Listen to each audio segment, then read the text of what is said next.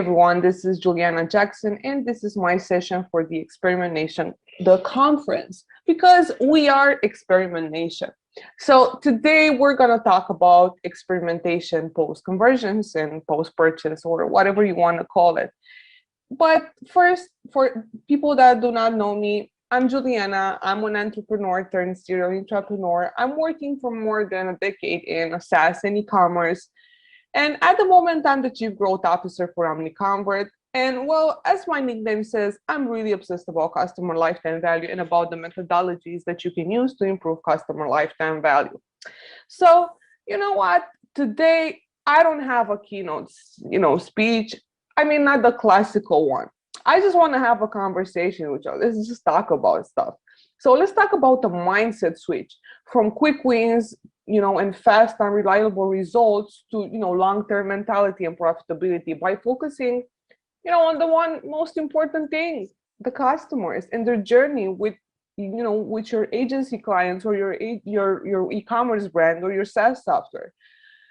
I'm not representing OmniConvert Review today. I'm not pushing any agenda. I just want to make you guys think. I want to make sure that you will ask yourself questions. Are you really embracing a customer-centric agenda focused on delivering, to your clients, some business wins, or are you just pushing your clients' agenda by just giving them, marketing win like revenue increases and so on? And I don't know, why am I doing this? There has to be a mindset switch. Like for way too long, we have been entrapped as marketers into following a culture where everything, matters but the customer. And we are speaking about improving customer journeys, and we're speaking about, different KPIs and metrics that are driving revenue. We acquire customers that are not sticky, that are not happy, that don't stay with us for long. And this happens because you're focusing on the wrong things. So we all do it somehow, and I feel like we're just encouraging each other to just, prolong the status quo. So I want to talk about tool fatigue first. Ever since, I don't know, maybe since the early 2020, when when COVID started, the whole conversation about, tracking data, using data to guide our decisions and so on. But like, wasn't it that always the case? Like, why are we always, acting like there's something new in the market when actually it's something very old? So wasn't the case of being data driven before 2020? And now aren't we just suffering a platform, fatigue? Because on the outside, it might look like e-commerce, for instance, and the people that work in e-commerce marketing are thriving based on the abundance of, tools at their disposal. And they're like, like bigging each other up, and we're making it happen. And, everyone's shaking hands and bumping stomachs, bumping bellies. But the reality is, like, we have a tool for everything, for ads, for traffic, for social media management, for loyalty, for website optimization. We have customer data, platform analytics tools, personalization tools, blogs, the whole Shopify app ecosystems. I don't know, CRMs, email marketing, everything. But the thing is that what I'm trying to show with this slide here is that we're trying to fix every problem that we have with installing a tool. But, can tools really fix bad strategy? I don't think so.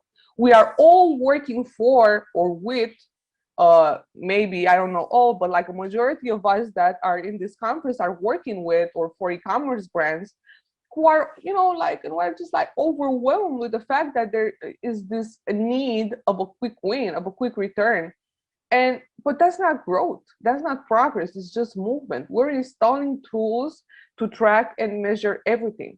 But if you don't know where you're going, any road will get you there, right? And how will that help you in your mission of generating growth for your clients or, for your company? And I had a friend, Matthew Brand, that says, like, you can track anything that you want, be it, your own data or foreign data, but that doesn't mean it's going to be useful. So the only ones that are really suffering is our clients. Like, if we're agencies here or software vendors or whatever, the only people that are actually suffering are the clients. So me, I represent a SaaS vendor, but I don't have time to play the tool war game with competitors when the biggest problem right now is the know-how. Because most marketers are trying to fix bad strategy problems with installing tens of tools that are also quite expensive like you waste hours in demos and onboardings and back and forths. And, all of these things add up to your acquisition cost, because the real problem can be solved by just spending time and energy in improving customers' experience and delivering, better services. But people are like, oh, Juliana, but we got to do sales and grow. I mean, sure. But by understanding customers and what they want from you and what's the job that they're hiring your products for, why do they buy from you? You'll be able to fix broken customer journeys, adjust the way you communicate with your customers on their own terms, on their channels that they prefer, and you can deliver a better experience. And surprise, like the outcome of this is just lowering your acquisition cost. And then, is the data part. Data has become such a buzzword. So it's like this whole data driven thing is like the next, I don't know, CRO. I'm kidding, I'm playing. It's mostly because we're generically falling on data, to base the guessing that we do. And we just use data, to justify some decisions that we make. And I mean, a lot of times, we can be wrong because we rely on data to make decisions. Yes. And of course, why wouldn't we? Data is sexy and is there to prove a point. It makes it easy to support our arguments, but without context, we can, replicate the successes or fully understand the shortcomings that data conveys, right? And the problem of context is real, but I will talk about this a bit later. So this is like everyone right now, everyone is excited and wants to be data driven, but the reality is like, while we look at data to argument or justify marketing decisions, sometimes, let's admit, it's freaking overwhelming. And even us as marketers, or maybe e-commerce owners, or whoever is watching this, we have so many tools installed. We're measuring everything. But at the end of the day, why are we supposed to do with all this data to actually make progress and move the needle? And I'm just gonna stay, like 1 second here and tell you that no matter how much you want to be data driven, and I know that it's so sexy right now to be data driven, being data driven is expensive as fuck. It is very hard to implement. And once you get into this process of becoming data driven, you have these conversations with clients as an agency or as a vendor, as a consultant, and you explain to them what does data driven actually means and what are the changes in the mindset and the way they're doing business are, supposed to be. So 99% of the people just back off because it's crazy and because it's expensive and because it makes, it forces them to redo the whole way they're doing business. So being data driven is expensive as hell, and most of the times it requires a full reconstruction of how you collect data. And you know what, this is the reality. Most companies aren't playing to win. Most companies are playing not to lose. And I don't remember where I read this quote, but it did hit home. Like, we're all playing safe. We are all playing not to lose instead of winning. Winning means going full circle.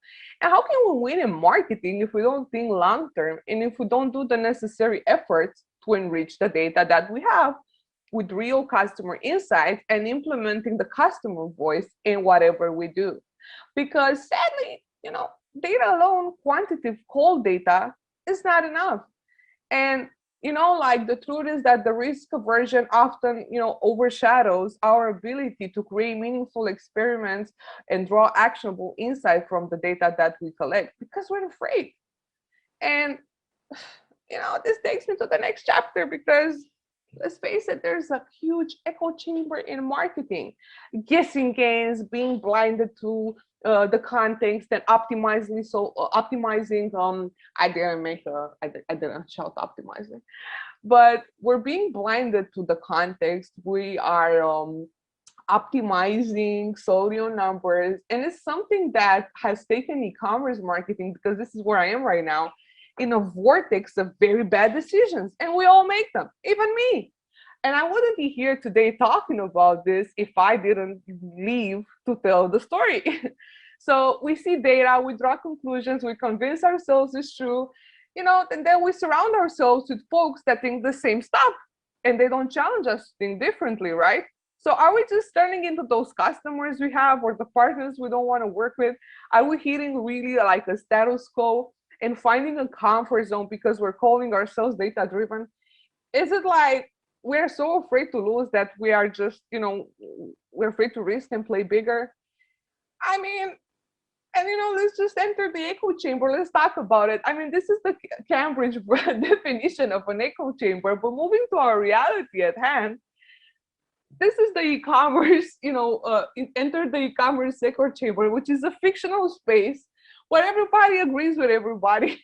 Like it's like those LinkedIn posts, like, yeah, conversions are good, and everyone is like, yeah, they're good. Agree, thoughts. Like this is something like I'm laughing, but this is a very serious problem in marketing, and especially in our sector. It's a huge echo chamber, and everyone is bigging each other up for the smallest shit.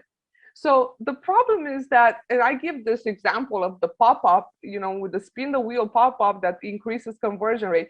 Yes, it does. I get it. I don't know how, but that bastard increases conversion rate.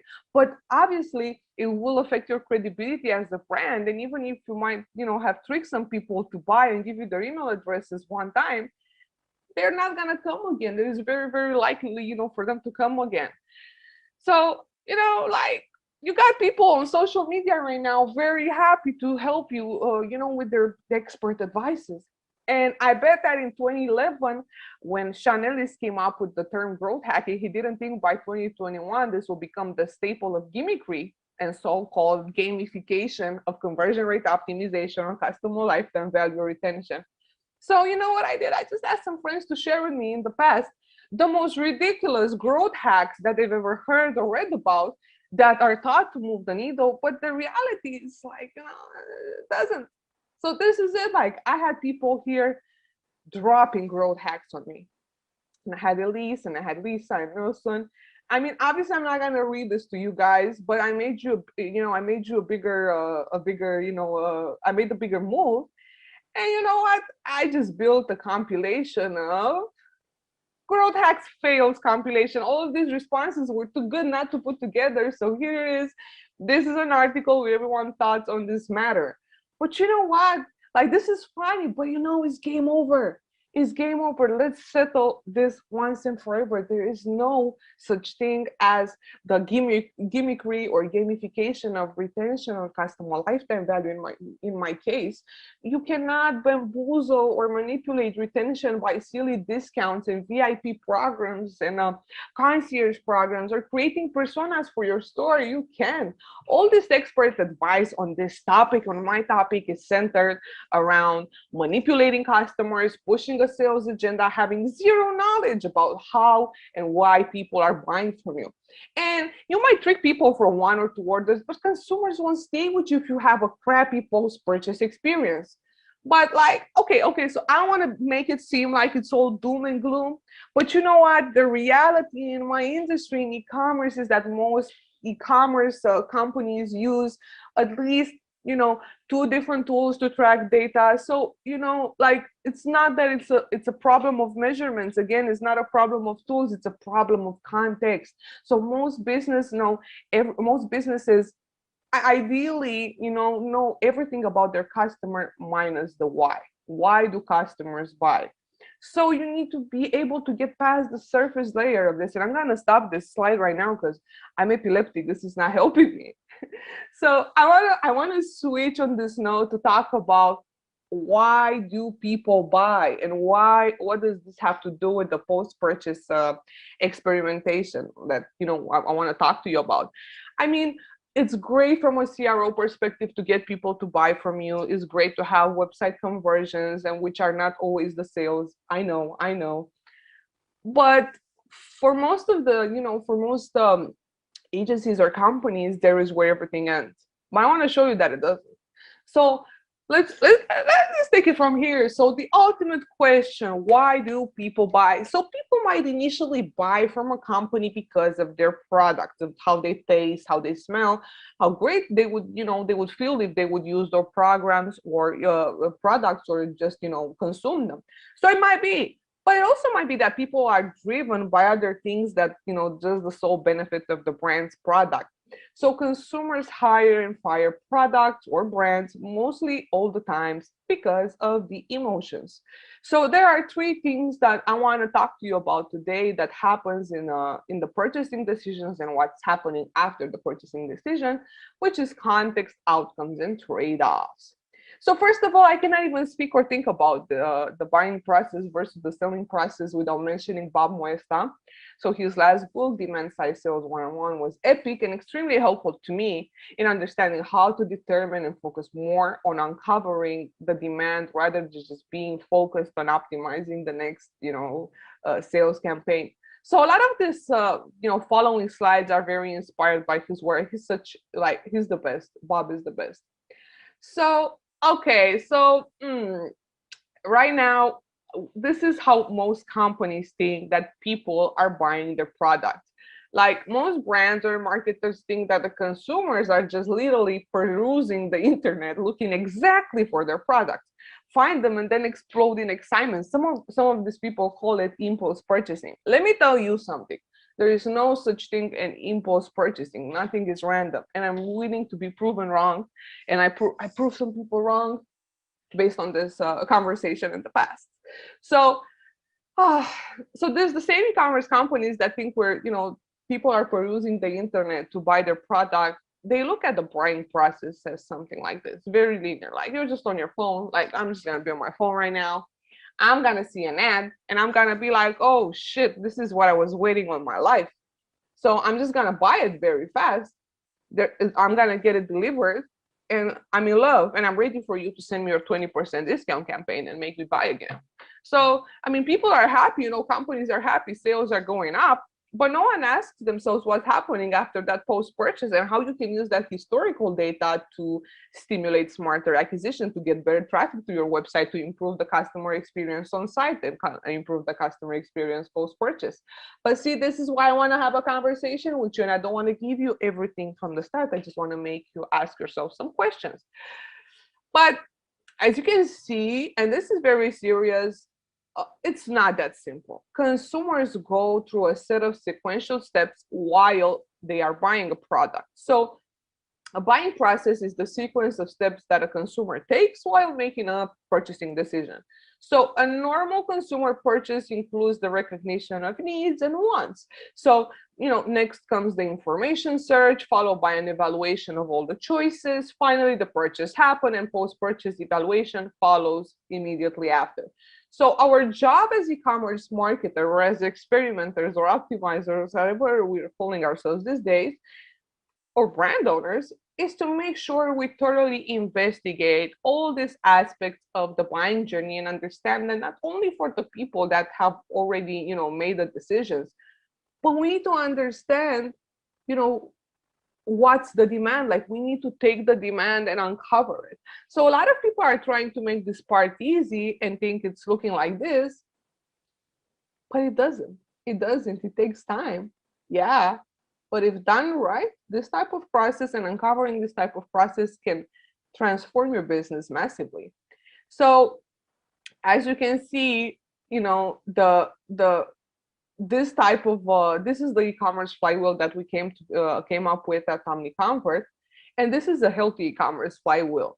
So this one follows the buying B type of process. This one here, the type B, it doesn't follow this one because the decision making in e-commerce and the whole customer journey is not gonna be linear. It's always like this one here in blue, which is very similar to the type A buying process, right? This is very linear. It's just like whatever, demand gen, customers, money. But then the actual one is that you have to get customer feedback. You have to understand, like how can you give a better experience? How can you build better products? How can you, improve customer retention? So word of mouth happens, and then that word of mouth and the customer satisfaction is going to generate more sales. So I was telling you about something earlier when I went into this last part of my keynote: context, outcome, and trade-offs. So most businesses, as I said, know everything about the customers or consumers, but the why. So you have to dig way past the surface layer to understand why customers chose you. Why do they shop from you? Why are they hiring your product? So qualitative research is crucial if you want to develop customer loyalty, if you want to develop a healthy post-purchase experience. So you cannot play the guessing game with your customers. They are not created equal, and you need to consider that if your aim is retention and customer satisfaction and improving post-purchase experience, knowing these three things about your customers will basically set you apart, which is context, which is outcome, and which is trade-offs. So there we go, like when people buy, they don't buy products because of random reasons. They have a job they need to fix. So they are seeking an outcome. So just like in this image, you think people that buy a hammer buy it because they need to collect the mortgages, the Stanley carbon steel claw hammer. No, they just want to buy that hole on the wall that they will put a nail in to hang a picture. They will buy that hammer that helps them do work and feed their families. Or I don't know, other reasons, but people buy to make progress. So the job, the outcome is the why. So you need to be able to identify the why, so you know how to position your products to make sure that people that are looking for your product, for a product to fix their job, they're looking for a solution to fix their job, and they will find the product. No one is gonna look for the Stanley carbon steel claw hammer. Okay, so people buy to make progress, and if your marketing fails to communicate outcomes and progress, you won't be the right person for the jobs the consumer want to hire for. And as you can see here, instead of selling features on your product page, instead of dropping prices or showering people with discounts, this is the way you are speaking the product language, and it doesn't work. It doesn't work long term, and it's not sustainable. Instead, you have to start speaking the outcome language, the job language. You are selling moments and progress, not just the carbon steel hammer. So the jobs to be done methodology for qualitative research is a game changer. You will learn how to speak into your customers' hearts, helping you see them more than just as transaction or just numbers. So as you will be able to learn from Bob Moesta, if you research and read his work, first you should create an interview procedure with your customers where you can understand exactly what are the contexts, the outcomes, and the trade-offs that people do before they decide to buy from you. You got to pay attention, because we are only interested in the people that made the decision, not the ones that didn't, because you have to have how can I explain this? You have to understand what makes people decide that this is the day that I'm gonna buy from this company. And I guess this takes us to more data. But as I'm wrapping it up, of course, this is gonna take us to more data, and it's gonna take us to the nail that hits. We gotta hit the nail in the head. See, when English is not your first language, you're gonna mess up expressions. But qualitative research is essential. So it's like if the jobs to be done represents research and into the psychological reasons why people buy your products. Qualitative research done on a larger scale of people, even though it gives you maybe like a different type of emotional response, is still great to do, because this is how you're gonna find on a bigger scale what are your product issues, your services issues. So it's very important that you have to assign people in your company that does this research, because again, are the things that are going to set you apart when you're building the customer journey, when you're doing your positioning, when you're doing your marketing, when you're doing your website optimization, and so on. So do not skip the qualitative research, because qualitative data plus quantitative data equals love and money. And this is how you as an e-commerce marketer, as a marketer or a brand, you will get the context, because data without context is just numbers. And you want to know why your customers found you, wifed you, married you, and divorced you. Cool. So, so this takes me to like, I'm not even sorry. Where am I going with this? Okay, CRO is dead. CRO is dead. Nah, I'm just playing. I'm just playing. but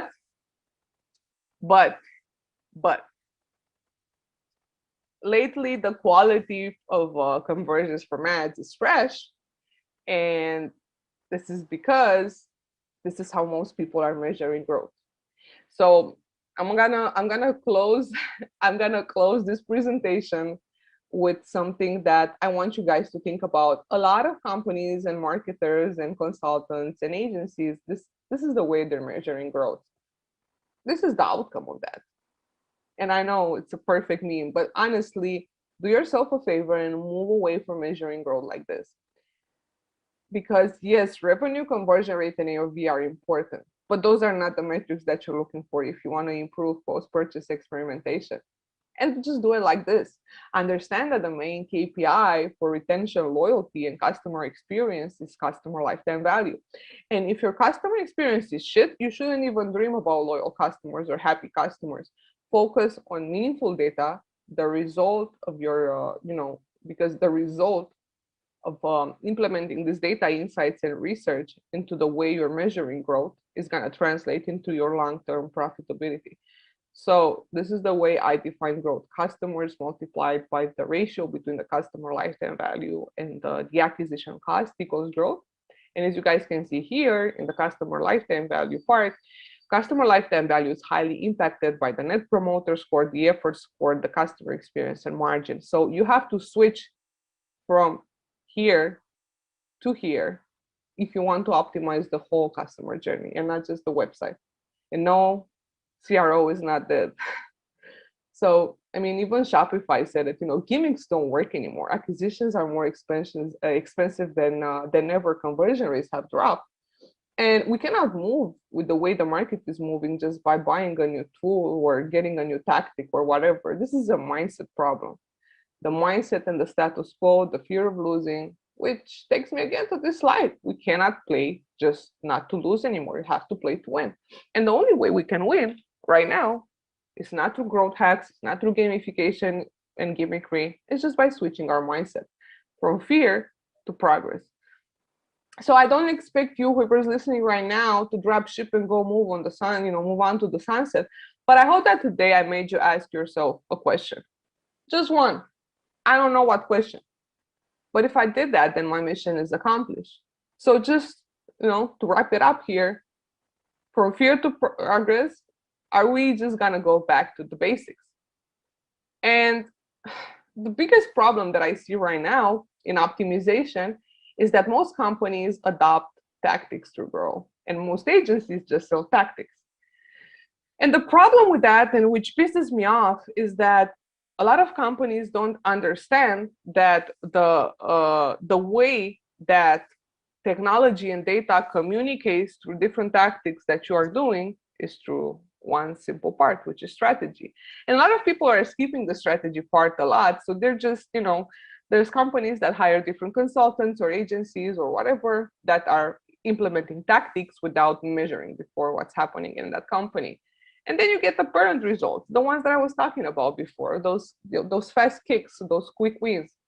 But the problem is that it's not sustainable and it's not going to be long term. And these are the things that are missing from the whole spectrum. So I'm pissed off because data and data strategy altogether do not get enough respect.